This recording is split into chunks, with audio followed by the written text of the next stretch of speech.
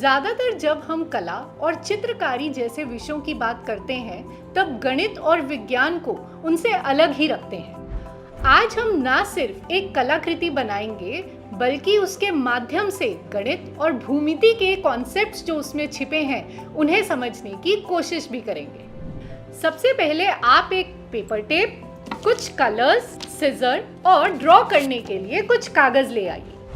पहला टास्क ये है कि आपके पास टेप्स की 5 लंबी स्ट्रिप्स हैं। हमें इन स्ट्रिप्स को इस कागज पर लगाना है, लेकिन इन्हें लगाने की 3 शर्तें हैं।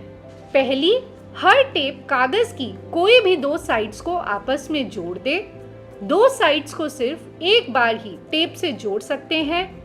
2 से ज्यादा टेप्स एक पॉइंट से पास नहीं कर सकती। चलिए आप भी अपनी कलाकृति बनाएं और मैं और मेघना भी बनाते हैं।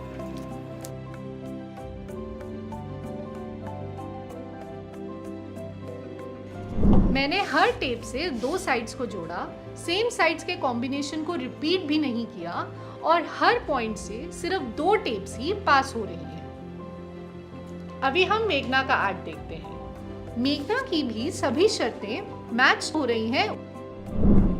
नेहा दी, आपने देखा अगर हमारे पास एक और टेप होती तो फिर पेपर की सभी साइड्स एक दूसरे से जुड़ जाती। अरे वाह, बिल्कुल सही सोचा।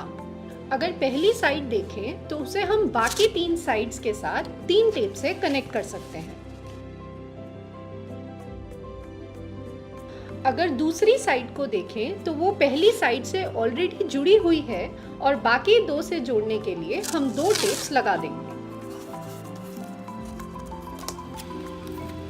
ऐसे ही तीसरी साइड 2 साइड्स के साथ ऑलरेडी कनेक्टेड है और तीसरी साइड के साथ हम इस टेप से कनेक्ट कर देंगे।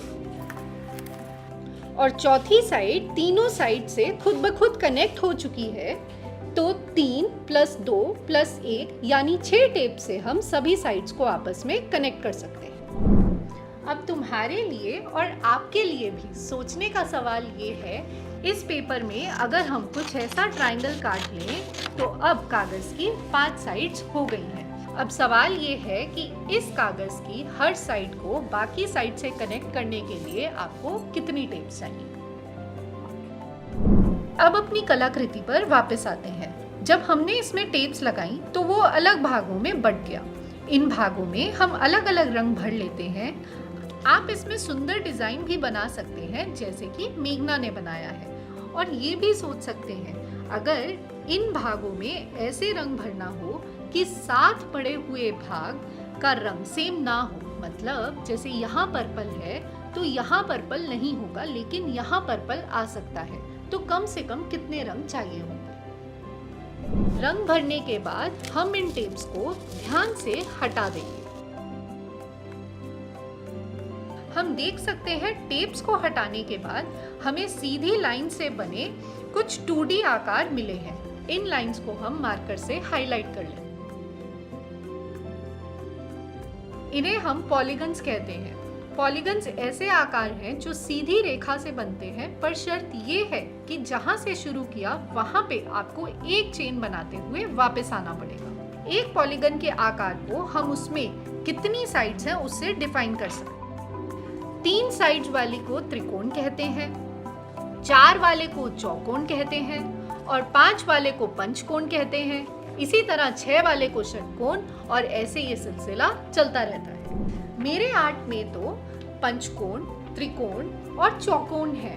मेघना, तुम्हारे आर्ट में कौन कौन से आकार हैं? मेरे में त्रिकोण, चौकोन, पंचकोण और षटकोण भी है। अरे वाह! अब आप बताएं आपके आर्ट में कौन कौन से आकार हैं और ये भी सोचिए, क्या इस कलाकृति में सप्तकोण बनाना संभव है?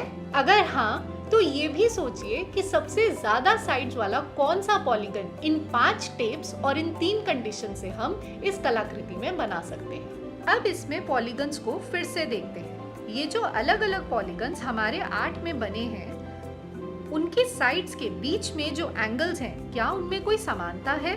अगर सभी त्रिकोण के एंगल्स लें या सभी चौकोन के या पंचकोण के, तो क्या कुछ समानता है? देखने में तो इन 2 त्रिकोण के एंगल्स अलग अलग लगते हैं, लेकिन क्या इनके जोड़ में कुछ समानता है? आप सभी पॉलीगन्स के एंगल्स को मापें और देखें कि क्या सेम टाइप ऑफ पॉलीगन्स के एंगल्स के जोड़ में कुछ समानता है या नहीं है। और इसकी चर्चा हम इस वीडियो के अगले भाग में करेंगे। धन्यवाद।